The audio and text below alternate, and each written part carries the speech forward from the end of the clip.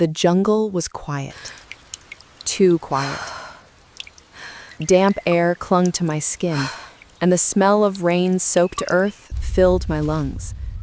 For 4 long days, I hadn't seen another person. Just me, the trees, and the endless whisper of wind. My name is Rafat, and I came here seeking peace. But what I found was survival.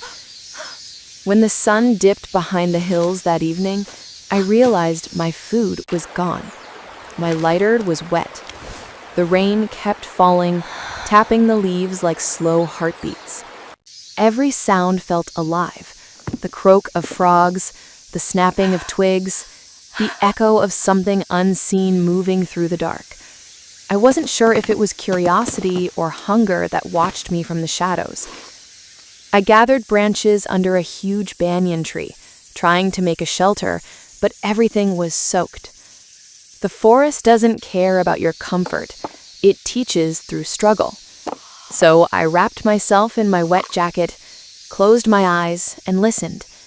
Listened to the song of the jungle, the breathing of life itself. That night felt endless. The cold cut through my bones. I could almost hear my own heartbeat over the rain. Fear whispered, "What if you don't wake up tomorrow?"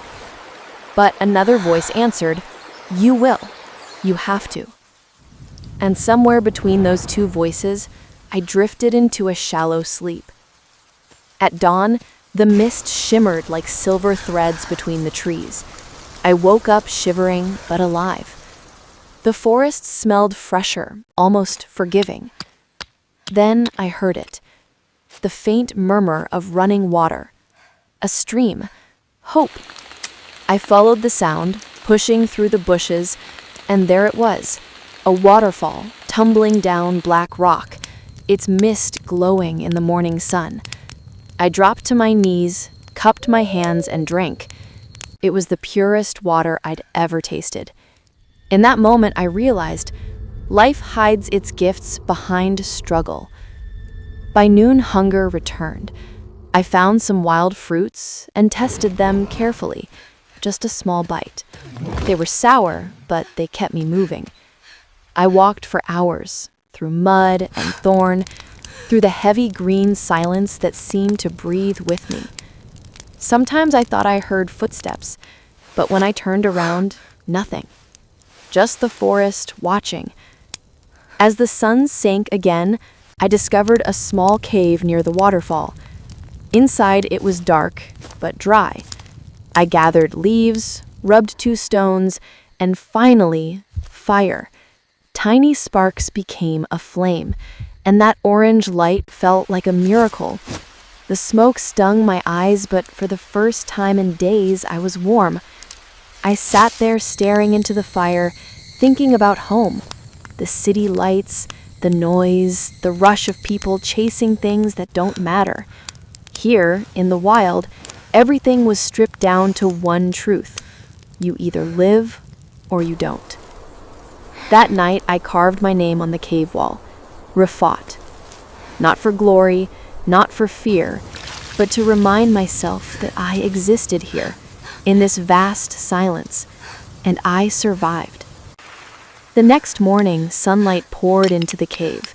The forest looked different, gentler, almost kind. Maybe the jungle hadn't been testing me. Maybe it had been teaching me. I packed my small bag and started walking again, following the direction of the rising sun. No compass, no map, just instinct. Hours passed. The trees thinned, and then, through the mist, I saw something that made my heart race. A wooden bridge stretching over a narrow river. A bridge meant people, civilization. I ran, my legs shaking, my breath uneven. Crossing that bridge felt like crossing from death back to life. On the other side stood a small hut. An old man sat by the door, smoking a handmade pipe. When he saw me, he smiled. Calm, knowing. He said, "You made it." I could barely whisper back, Yeah, I made it. He handed me a bowl of warm soup, and I remember the taste.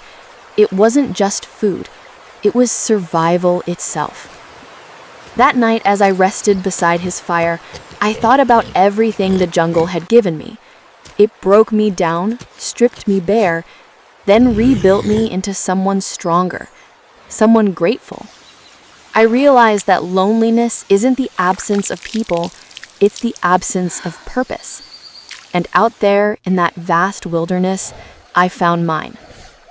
Now, when I close my eyes, I still hear the jungle, the rain against the leaves, the hum of insects, the heartbeat of life all around me. I was once alone, but never truly lonely.